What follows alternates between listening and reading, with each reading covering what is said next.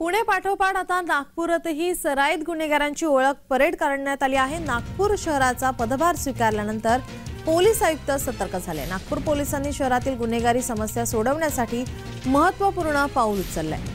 नवनियुक्त पोलीस आयुक्त डॉक्टर रवींद्र सिंघल यांच्या नेतृत्वाखाली नागपूर येथील पोलीस आयुक्त कार्यालयात गुन्हेगारांची परेड काढण्यात आली आहे।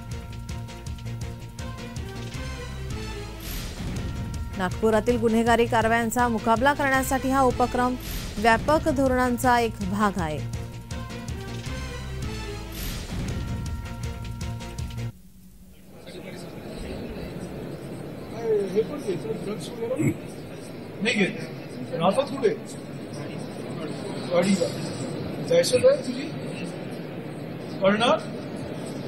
दहशत करणं पसरवणं मग काम कसं चालतो